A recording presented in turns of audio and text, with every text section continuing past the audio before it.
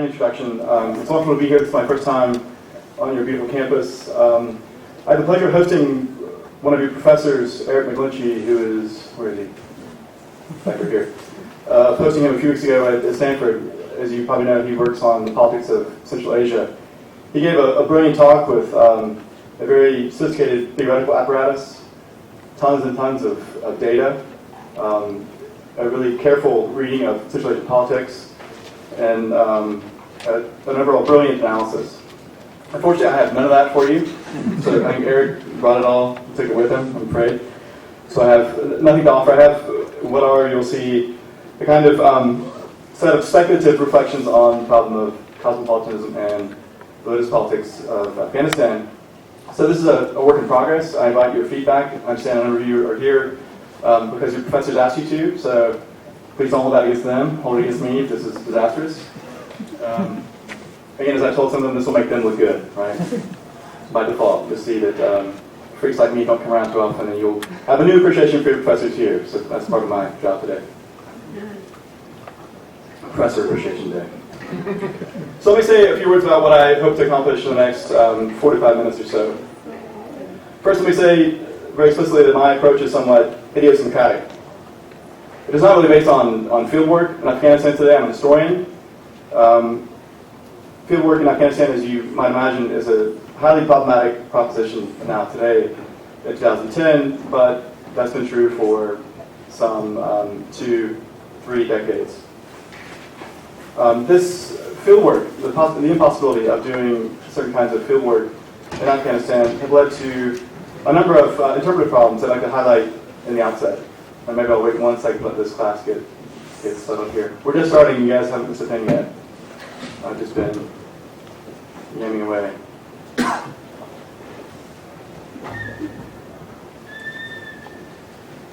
So you're mostly situated.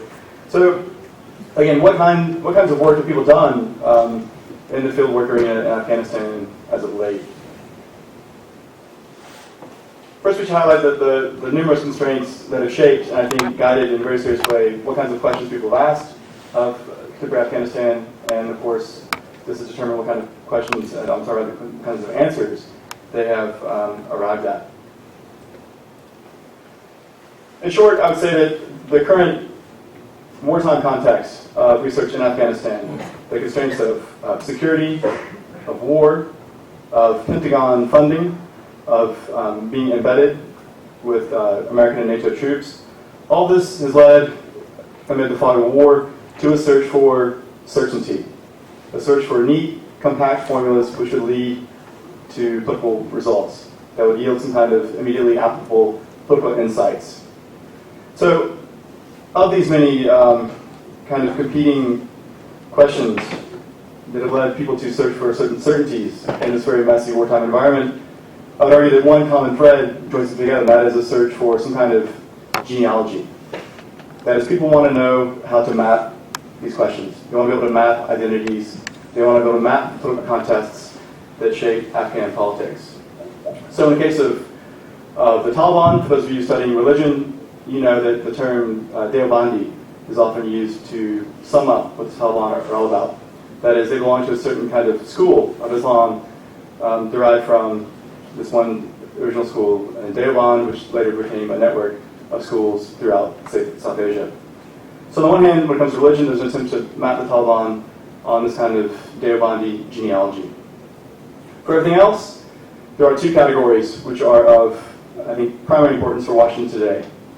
Those two categories are ethnicity and tribe. Here you have a fine example of an attempt to map one province of Western Afghanistan, Herat. And here we have a very complicated effort to arrive at a neat picture of ethnicity in Afghanistan, with the assumption that ethnicity determines politics. That is, if you determine in Zindajan or somewhere else who lives there, you can more or less determine the politics of the place, and you can rule it more efficiently. That's one primary supposition that is driving the kind of research that we see coming out of Afghanistan, coming out of a so-called social science initiative in which lots of people are being brought in as contractors for the Pentagon to do this kind of work. Along with ethnicity, you have the phenomenon of the tribe. Right? Ethnicity and tribe are often combined in some complex way. But here you have a really striking example of an attempt to create a genealogy of one ethnic group, the Tajiks. Now, the Tajiks, most scholars would tell you, are not really a tribal community. In other words, it's not a kind of genealogical imagination that Tajiks claim. But by this map, which has been provided by a contractor called Courage Services, Inc., a great name, we have here the Tajiks mapped onto what they call a tribal hierarchy and dictionary of Afghanistan. So this is a puzzling document for those of you who are anthropologists who see identities as being fluid, contested, constructed, situational, in motion somehow.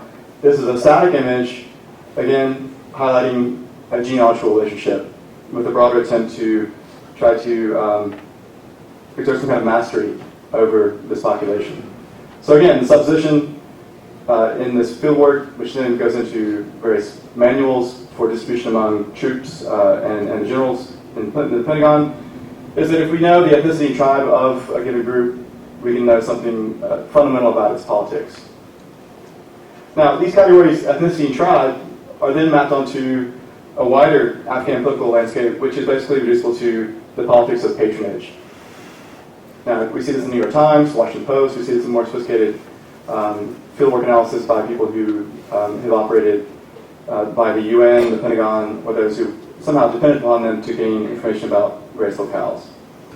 So again, the key facts here are ethnicity, tribe, and patronage. So taking this together, you could be forgiven for concluding that Afghanistan is a land without ideas.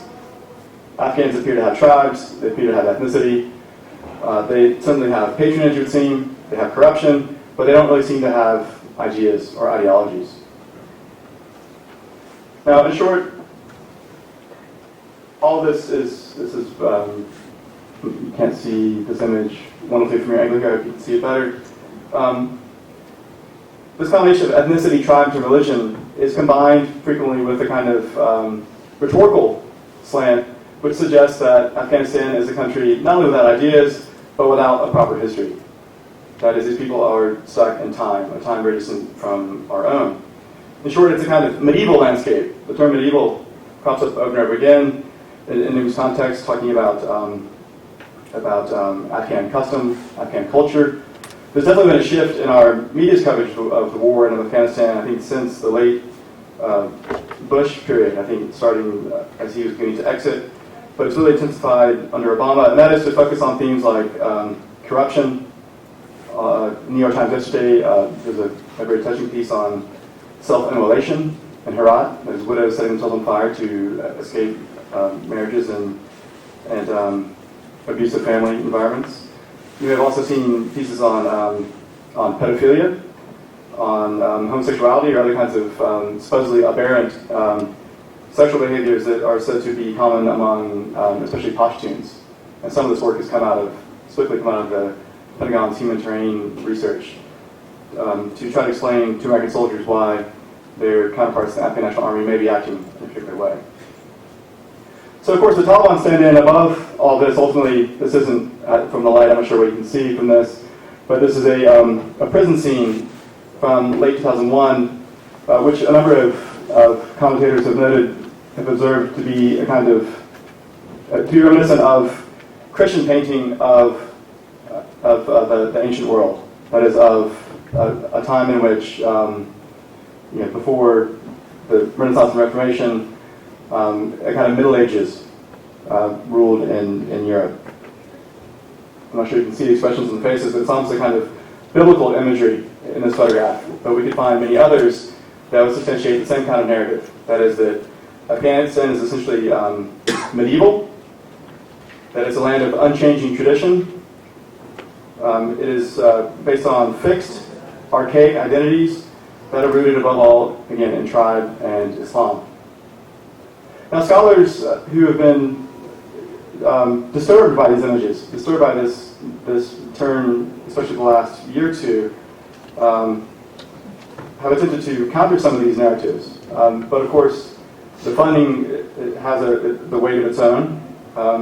The research now that is being produced about the country comes with particular politics, of course, right? The security is driving the questions that are, or the security concern is driving the questions that are being asked. So as an alternative, we have very little impact. Most senior scholarship on the country more or less dropped off in the mid-1970s.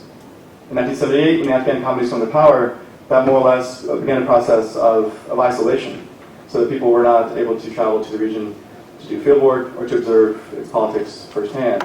And to be sure, a very small and intrepid group of people have pursued this, especially among Europeans. A number of notable Frenchmen and Germans were able to travel and continue to conduct research. But I think it's particularly striking in our context that our knowledge of the country really drops off. There's really a black hole between the late 1970s and 2001. Since that period, we brought to it our own kind of conceptual categories, which have been about ruling this space. And here, for a variety of reasons, Washington has chosen to focus on the problems of ethnicity and tribe. And here again, my major point is that in focusing on these categories, which of course matter in some contexts and which are not wholly unimportant or uninteresting, what we've neglected so far is the realm of ideas, of ideologies. Right? And here I'll spend most of my time trying to show that there are a number of very complicated and subtle ideas which we can attempt to map in this very complicated terrain for the 20th century, and I'll try to conclude by situating the Taliban and other groups within that same religious landscape today.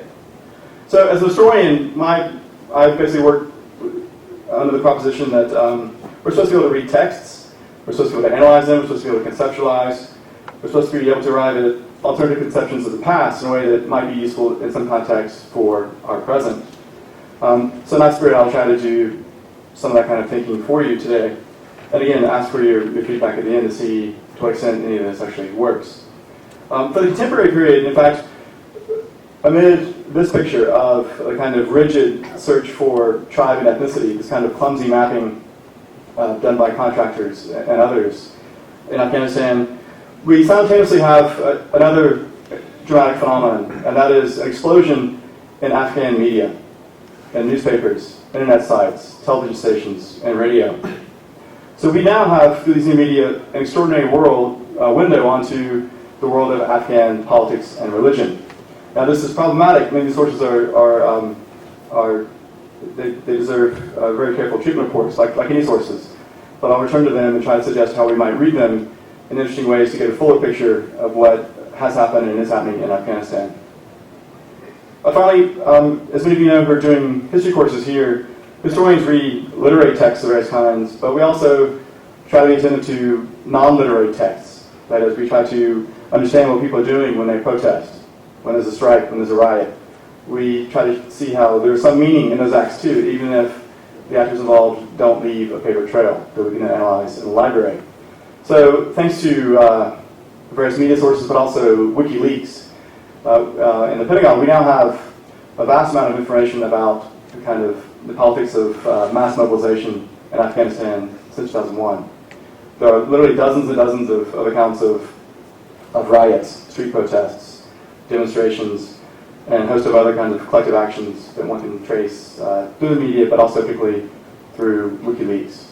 If we have questions about that, we can return to that problem and how those sources are both constrained by the Pentagon's window on this problem too.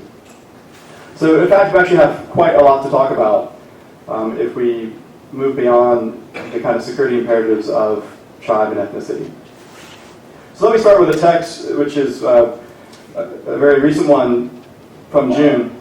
It was authored as a resolution of a body calling itself the Afghan National Consultative Peace Jirga. This was an assembly that Karzai convened in June to attempt to begin to lay the framework for the reconciliation process in Afghanistan. For those of you who've been following this as a familiar problem, you know that Washington and Kabul now have now pledged to take seriously the proposition that there may be some non-military solution to the Afghan war, and there may be some basis for some kind of talks. And the key word here that is continually reiterated is reconciliation. So this is a resolution that I'll read a bit of, which is authored by a number of established elites in Afghanistan who served participated in this jirga men and women, but mostly creatures of the 1980s. That is, those elites who became prominent during the jihad era against Afghan communism and against the Soviet Union. So these are familiar figures on the Afghan landscape, but I would highlight the ideas here. Let's ask ourselves, what is new about these ideas? So this is them proposing how to go about a reconciliation process. We asked the Afghan state and the international forces present in Afghanistan to take immediate and serious action in terms of releasing all those who serve in different jails based on unreliable reports and unproved accusations. In understanding with the international community, the state and international forces should guarantee safety and security of those who join the peace process and pave the ground for them to return to safe life again. The international and Afghan forces are seriously asked to strictly avoid inappropriate arrests, arbitrary and uncoordinated searches of houses, and bombardments on residential areas which inflict civilian casualties. In order to lead military operations and create coordination among the existing forces in Afghanistan, the state should take serious steps. Armed people should stop violence by avoiding all the activities which cause deaths of dear compatriots and destruction of the infrastructure. So, for what I've read so far, this is the first mention of what the insurgents should do. Right? So, to this point, it's been primarily about what the Afghan state and foreign forces are expected to do. So here we have a mention now of insurgents. They too should stop this violence. They should dissociate the relations with the Al-Qaeda and regional terrorist networks. So the first mention of that as well. It goes on to ask for international support for training the Afghan National Army. And then goes on to say, the people of Afghanistan demand fair peace in which rights of all nationals of the country, including women and children, will be considered. In order to ensure social justice, the jirga, as is simply here, emphasizes that laws be implemented equally for all citizens. In order to pursue the peace process in the country and implement the advice of the jirga, an authorized commission or a high peace council should be created, which will include representatives from provinces and districts.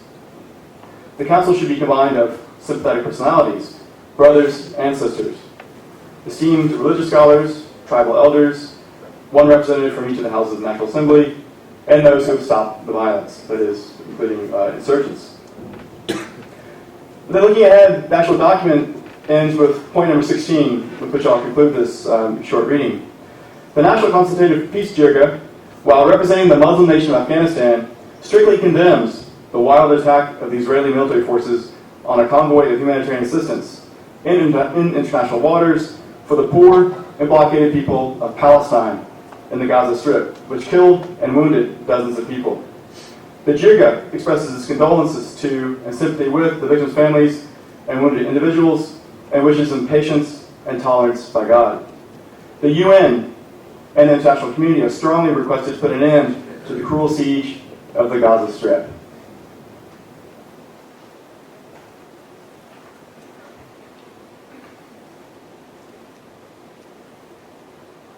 So this is June of this year.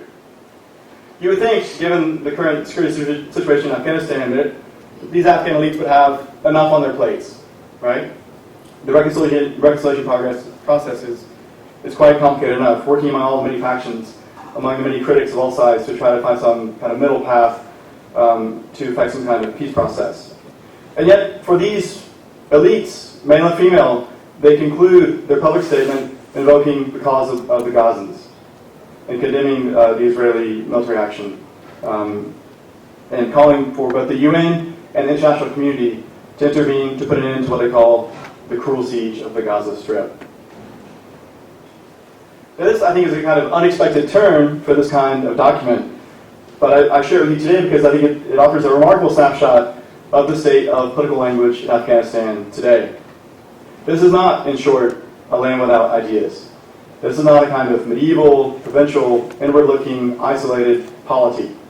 Right? These elites, creatures of the 80s, products of the jihad, products of civil war, those who suffered under Taliban rule, nonetheless conclude their peace by looking outward, by looking to a global community, to the United Nations, and to those who simply suffer like them in Gaza. The key words in this and related texts, again and again, are nation and Islam. We also meet the themes of persecution. That is, there must be some reason why Afghans are suffering. We see this among Afghan liberals, but we also see it as we'll see in a moment, in Taliban texts. The Taliban are not guilty of killing civilians, according to these texts produced by the Taliban. Instead, they're the victims of a smear campaign. They are not the persecutors, they are the persecuted. Right? But we see that among many groups across the political spectrum. So we see themes of persecution, victimhood, conspiracy is another one. Here too we can identify that in, across the political spectrum. Simultaneously, there are other major themes. Again, the lighting is not great for this slide, but it's of a military parade featuring heroes of the jihad of the 1980s. This is at a ceremony in which Karzai appeared recently to commemorate a victory over the Soviets.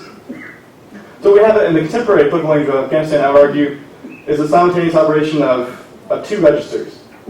One is inherited from the era of the jihad. So the language of jihad, the symbols of jihad, like these symbols, persist in the public space of Afghan politics. And here's another one, of course, Masood, a hero of the jihad, juxtaposed with a veteran. Here too is part of this broader parade celebrating Afghan independence and sovereignty.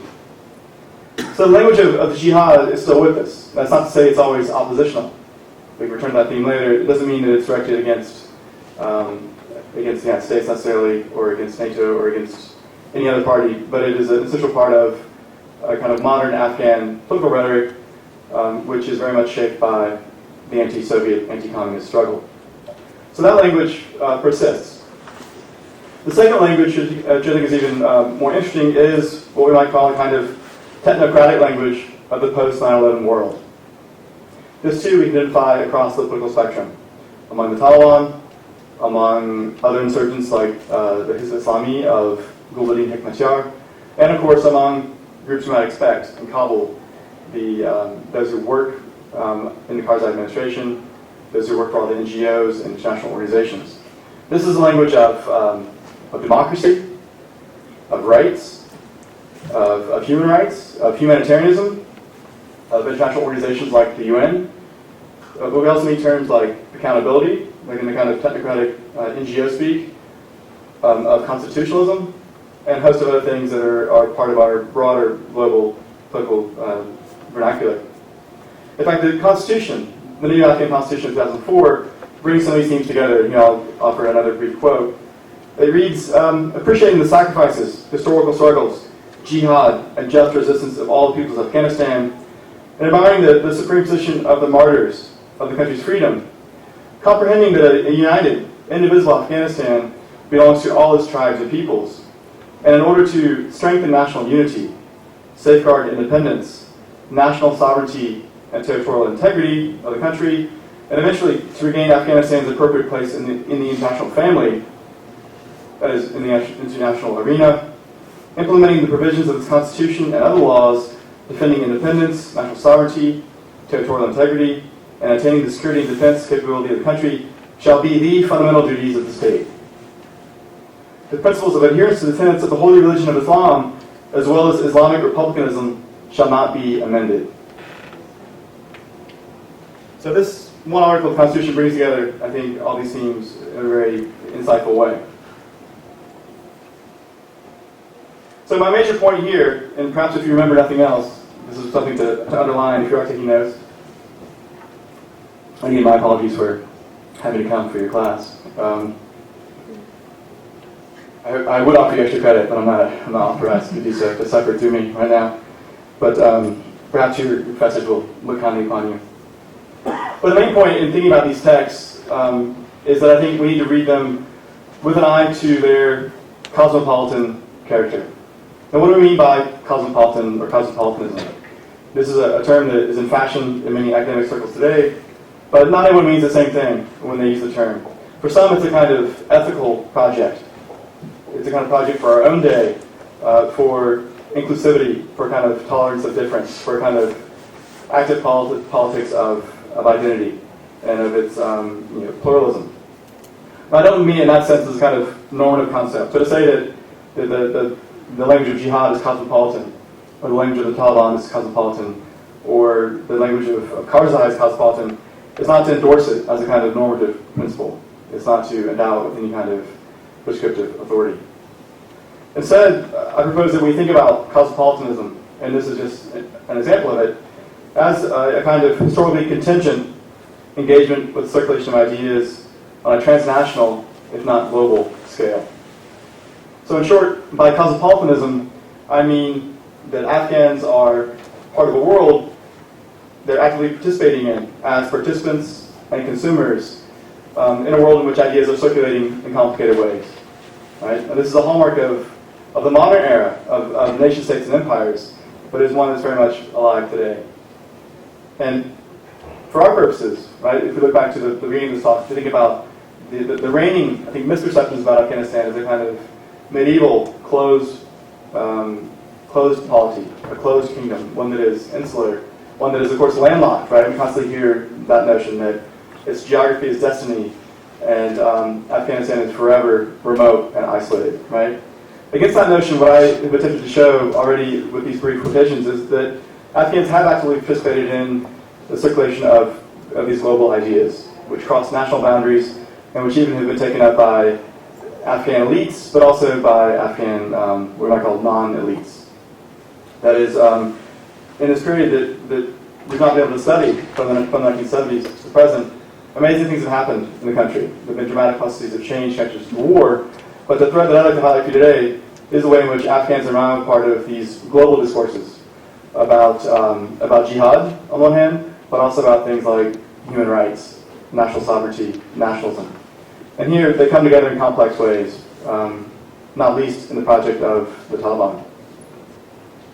So in order to get a clearer picture of how we might approach this problem, how we might make some sense of it and understand it, we need to turn to geography. Right? You've seen again and again the claim that Afghanistan is landlocked, its borders are artificial, its boundaries are somehow pathological, flawed, right? But what we often forget is that boundaries not only separate, they also connect, right? And here, Afghanistan is separated from, but also connected to 6 countries in the modern era. Now these borders are new to the late 19th and early 20th centuries, but that's true of much of the globe, certainly much of what we might call the global south, right? So in that sense, even Germany, is a new state. And if you consider the unification of East and West Germany, it's one of the newest states. So we need to think about how these ideas circulate in space. That is, what are the geographies? What are the geographies of the circulation of ideas? Now we have very rigid ideas about geography that come to us via the nation state. Right? Even the first map that I started with suggests that Afghanistan is primarily bounded by these borders. Right? It somehow works as a nation state. Right? A more effective representation of the space would somehow erase the borders. If you've seen a kind of Google Earth image, that would be an appropriate starting place. I've shared this map for you first because it shows population flows. Now we can start this at a much earlier date. This actually depicts 2001 and some of the initial flows in the wake of September 11th. But we could point the arrows in multiple directions and we could have a much longer history, some of which I'll try to trace for you today. So thinking about alternative geographies, we're trying to think about geographies that actually are closer to the lives of the men and women who live in this space, right? Not just out of what the state imagines it to be. Because the modern Afghan nation state has had a very particular, and I would say peculiar, understanding of geography. It tends to be rooted around Kabul. That is, it's Kabul-centric. The Afghan state, since its true modern founder, Abdurrahman, in the late 19th century, conceived of the state as one that inhabited a world of danger. Right? If we think of the late 19th century, we think of the scramble for Africa, we think of the disappearance of many territories and states of the map of the globe, in a kind of Darwinian moment in which European empires took on more and more territory. So as Afghanistan emerged in the late 19th and early 20th centuries, as a buffer state between the British and Russian empires, the primary imperative for Abdurrahman, that is for this Afghan king who ruled between 1880 and 1901, the chief imperative was to create a kind of territorial authority. That is to fill up this space, fill it up with the power of the state. To take the state from Kabul and put it into the provinces down to the level of the local village, by creating a mode of strict hierarchical authority. But given that this was a new state, and given patterns of trade, of religious migration, of pilgrimage, and a host of other factors relating to human mobility, a companion project was to immobilize the Afghan population. Now, this project was not fully complete because there remained a number of nomadic groups. But if one looks at the statecraft of Afghan rulers in the late 19th and into the 20th century, you can reduce it somewhat simplistically to the process of territorialization, that is the territorialization of authority, of state authority, and of immobilization, that is rooting populations in a place where they can be taxed, where they can be conscripted, and where they can be counted. It's much easier to rule a population, obviously, right? If they're stable, sedentary, settled, they're easier to police, to manage, to extract from. But in this space, again, given the geography, given the recent demarcation of the borders, this was never really a complete possibility. And the religious sphere, Abdurrahman and those who followed him took very seriously the notion that mobile populations are dangerous, but mobile clerics are especially frightening. They're especially frightening because they might seek sources of support abroad, they might import dangerous ideas, and most importantly, they would undermine the state's claim to define Islamic orthodoxy on the territory of Afghanistan, which is yet another pillar of Abdurrahman's state-building project from the late 19th century. So the emir, or king, gets to decide where people are going to live. He's going to attempt to define how they're going to live. He's going to attempt to define religion for them. He establishes printing so that a core group of legal and theological texts get his imprimatur, which then become orthodoxy in schools and in the courts of Afghanistan. But since the schooling system doesn't really get a great deal of state support and doesn't really get going, and because the prestige of these institutions remains low, it turns out Afghan men, and to a much lesser extent women, continue to travel widely. This is one of the hallmarks of Afghan Islam, one of the most intriguing factors. Right? There are no truly famous domestic religious institutions in Afghanistan. Thomas Barfield and others have remarked and kind of thought about that problem.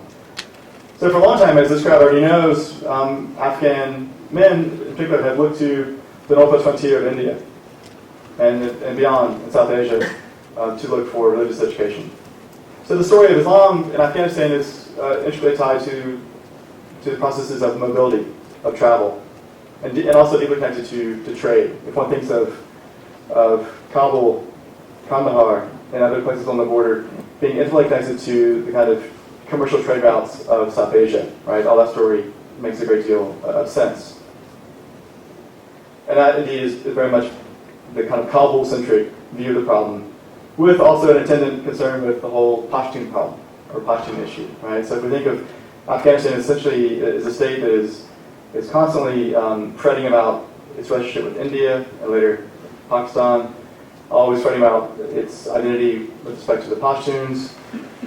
One has a particular kind of lens on the politics of religion in Afghanistan as well. One thinks of would-be scholars seeking knowledge in South Asia.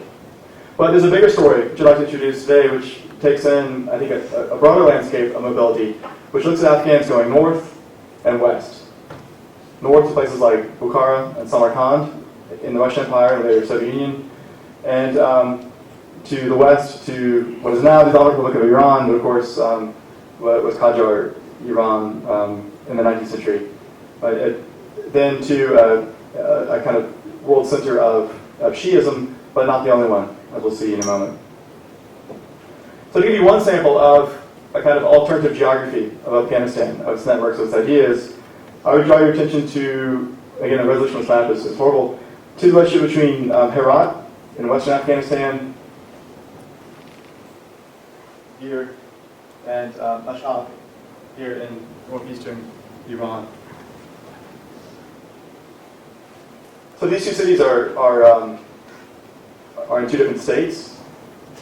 They are not often paired together in most conversations about Afghanistan, but in fact, for those of you who are historians, you know that due to its proximity, trade, and a shared Shiism among many of these communities, Mashhad and Herat are intimately, very closely tied together for long periods of the modern era. Both are home to a number of shrines, so we see people moving not only for trade and for study, but also for various kinds of pilgrimage. We have accounts from the late 18th and early 19th centuries describing what one Afghan Herati described as the Holy Land in Mashhad.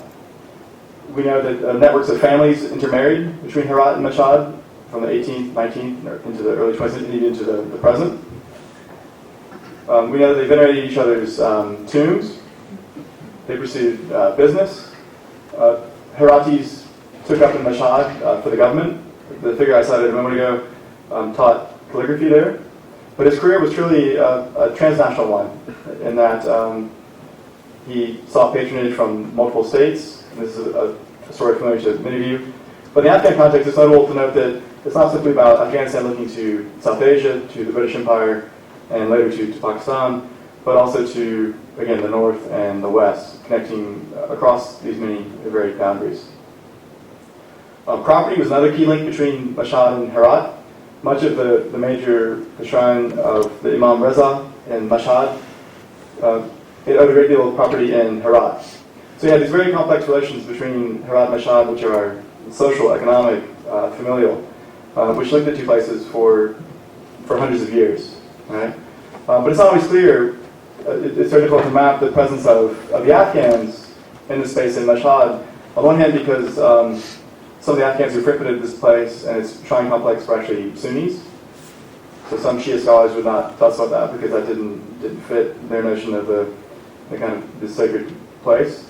But thanks to, paradoxically enough, the Russians who bombed the site in 1912, we actually, the British conducted an investigation and found that many people who were killed or injured by the Russian bombing turned out to be Afghans.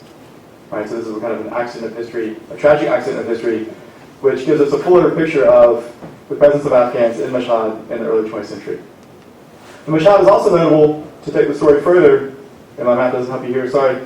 Mashhad is also the hub of networks looking further west, across the Caspian Sea into Baku, which is now the capital of Azerbaijan, which was in the late 19th and early 20th centuries a hub of other transnational migratory flows, of laborers, of revolutionaries, oilmen, even then, right?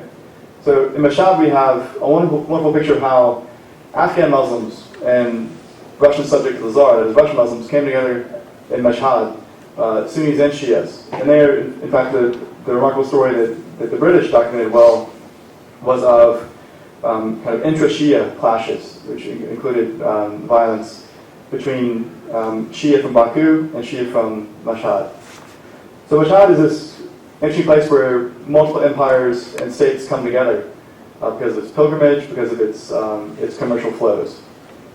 So again, this is simply to highlight already from the 18th century, continuing to the 19th and early 20th centuries, the way in which Mashhad operated as a kind of entrepot or node linking Afghans to Iranians, but also to Central Asians, to people from the Caucasus, and indeed by the British to people in Europe.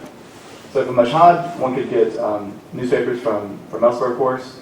And so we can already begin to trace the flow of ideas from Mashhad to Tehran, onto Tabriz, and Baku, Tbilisi, Tiflis, Istanbul, and Europe. So this is just one node I'm highlighting for you because it's one of the more, I think, unfamiliar, lesser known ones. Peshawar, Jalalabad, Kabul, Delhi. These are other places looking east, looking south. But let's be aware too of the kind of western nodes linking Afghanistan to different kinds of politics and ideas. Now, again, it's familiar to you that people, especially Pashtuns from Afghanistan's east and south, would look for religious learning across the border among these Deobandi madrasas or elsewhere among other South Asian institutions. But we should also note that in the north of Afghanistan, here you have Mazar-e-Sharif nearby in Balkh. We also know of scholars, thanks to Iranian historians, who discovered people like a figure named Ismail Balkhi, who left Balkh, who left a small village there in the 1920s. He went on to study Mashhad. There he received a significant clerical education and acquired enough authority to become a kind of political opponent of Reza Shah, whom you may know, who was the leader of Iran in the 20s and 30s. He became a major opponent of Reza Shah's unveiling campaign. So from a humble beginning in Balkh, we see a kind of transnational life story of a figure who came from a village but then became one of the leading lights of Mashhad, shaping Iranian politics in the 1930s. He then fled to Herat to avoid persecution, but then very importantly went on to Karbala and Najaf, now in Iraq. So again, from the humble beginnings of a village near Mazar-e Sharif, we have a life figure of someone who left Afghanistan at various times, returned on some occasions, then ultimately began a kind of trans-border political and religious career, connecting himself to the Shrine Center at Mashhad, but also to centers in Karbala and Najaf. Now, in our own day, you may know the figure of Sheikh Asaf Mohseni, also known as Ayatollah Mohseni, although that's disputed. Not everyone would give him such a claim. If you'd like, you visit his website, which has a very helpful English page. It's great reading. So he's promoted himself to Grand Ayatollah there, so that's not a good thing. That's why the web is such a beautiful thing for self-promotion, right? So he was born in Kandahar in 1936. He went to Pakistan in 1949. This is from his bio that he shares with us because you can scarcely find it elsewhere. He returned to study in Ghazni province, south of Kabul. But from there he went on to study in Najaf in Iraq. He studied there for 12 years with a number of grand ayatollahs, and then came back to Kandahar again. We learned later that he went on, after returning to Kandahar briefly, he went on the Hajj to Saudi Arabia. On the way home, he taught briefly in Syria. Then he went to Qom in Iran. And by this point, civil war had broken out in Afghanistan. So at this point, this man, Mohseni's life gets caught up with a wider narrative, which is probably more familiar to you, which is of the anti-Soviet jihad. So under the patronage of the Islamic Republic of Iran, under Khomeini, he would found the Harakat Islami, Afghanistan, which would be perhaps the most influential Shia political organization of the 1980s. When the Soviets were driven out in 1989, he returned to serve in the government of the Mujahideen very briefly in a number of roles. As that went south, as you know, he took off to Islamabad and then later settled back in Qom. So this figure, he's getting quite old by now, right, you see, but he has traced many of the networks that would be familiar to those of you who studied other Muslim or Middle Eastern societies. But in Afghanistan, this is somewhat unusual, at least I think for our lens, because he's not someone who has been stuck in a village all his life. He's not what, if you guys have read Rory Stewart's The Places in Between, right? You know this book? It's a brilliant book. It's a brilliant travelogue of this Tracy Scott who walks across Afghanistan. And since this is being recorded, I'll mind my words carefully. But it's a brilliant account of, on one hand, it's a story of a boy and his dog. He finds this beautiful Afghan dog, named Babur, and walks with him across central Afghanistan. And there he meets people who he points out, who never left their village. Women in particular have not traveled as far as his dog, Babur, right? The point he likes to make. And so we have this image of, I think one that is, because it hasn't been read widely in the American public, this image of Afghan village life as a kind of exemplar of the Afghan polity as a whole. That is, of people who are immobile, stationary, and whose worldviews are circumscribed by the life of the village. So again, it's a great, if you love animal books, I recommend it on that level. It's a great dog story. Boy meets dog, boy loves dog. I won't tell you what happens to the dog in the end. I won't spoil it for you because it's a great story. Very sad, of course. But the image of politics, I think it's brilliant. He's a brilliant guy. And I'll say that to the camera. He's a very brilliant guy. Some of the political conclusions that can be drawn don't actually fit all of the narrative. He does actually include other bits which contradict this image of a kind of archaic, isolated Afghan village life being, the whole. And yet, this has been, I think, truly influential in shaping our understanding of Afghan politics. So again, Mohseni is a kind of antidote to that world of the supposedly isolated Afghan village, right? He's someone who's lived, the ultimately cosmopolitan life in multiple locales under different regimes, all while studying, as he tells us on his website. So from this point in the story, working through the 1970s, you now know other kinds of international trajectories which emerged out of the war, right? This is familiar stuff. I don't need to tell this crowd. Already in the 60s and 70s, some Afghan intellectuals had been exposed to Islamist thought elsewhere. Labor migration via the Gulf, study abroad in Egypt and elsewhere, have begun to connect a small group of Afghan intellectuals to the Muslim Brothers and other kinds of Islamist currents. Now, under the patronage of the CIA, of Washington, of the Saudis, of the ISI in Pakistan, of course, international networks became critical to the actual operation of the jihad against the Afghan communists and Soviets. I won't retrace the story because this is one that I think is familiar to you all. But at this point, we have a parallel thread in the story, and that is going back to the arrows in population flows. We have the emergence of a global Afghan diaspora as a product of the Soviet invasion and civil war. So here we have yet another thread, another kind of vector in the circulation of people and ideas in and around Afghanistan. So it's not just that Arabs come, right, or that the Pakistanis and Saudis bring their people into the mix, or the Soviets, of course, are bringing their people, right? The flip side of this is a kind of socialist circulation of ideas, or a circulation of socialist ideas, where you have, people forget they existed now, but Afghan communists, right? I think it comes as a shock to some people to recall, given our political context today, that the revolution, of course, was initially launched by Afghan communists, and Moscow was quite horrified to learn what they had done in 1978 and 79, and very hesitantly engaged in the conflict. That, of course, we know now from Soviet archives that was a very quite a difficult decision to invade in 1979. It was something that Afghan communists had asked for repeatedly, but the Kremlin was quite hesitant to do. So we have Afghan communists, right, who are products of the system. We have Afghan Maoists. We have Islamists. We have a host of political factions and groups. But we also have a great number of Afghans, many million in Iran, who would grow up under Khomeini's Islamic Republic, and many million in Pakistan, growing up in its political context, and many, many more scattered around the globe. So here we have really a remarkable global diaspora connected to a wide range of ideas, even as the Cold War is winding up, and the range of ideas is shrinking dramatically. So here's the time to introduce the Taliban and begin to try to tie all together to make some sense of what things look like today. Now, this will sound insane perhaps, but I'd like to suggest that we think about the Taliban as a kind of cosmopolitan movement. Again, this isn't cosmopolitan in the sense that cosmopolitan is a good thing, right? I'm not applying a kind of normative definition.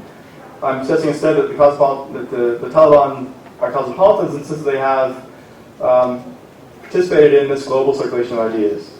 They've taken bits from it, rejected others, but they are definitely participants and consumers. And they appear to be more and more, with the passing of each year of this neo-Taliban movement, to be more and more engaged in global discourses in ways that are I think, little observed, but are very important for our contemporary politics. I would also suggest that the Taliban are what we might call, and Peter said this before, I apologize, we might call them popular intellectuals. And by popular, I'm not saying it's like, they're good, or, popular like American Idol popular, right? Like, we all like them, right? We don't have to like American Idol, but in that sense of popularity that everyone votes for you, right? A sense of, you get millions of callers to say, I vote for the Taliban. It's not in that sense I'm using the term popular. I'm using it rather instead as some historians of Africa, the Middle East, and Latin America and South Asia have used it to instead suggest a kind of intellectual who's not formally trained, at a university, doesn't go to Harvard, doesn't go to law school, isn't trained at Oxford or anything, right? But who nonetheless has ideas, and who knows how to use them in a given context where he's around, he or she, in this case he, is also around other people who do not have access to formal education, but who actually have very sophisticated ideas.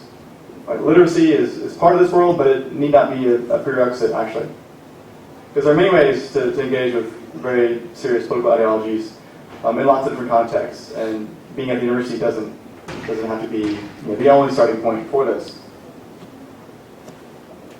Now, the Taliban fit this picture in part because they're also creatures of this mobility that I described.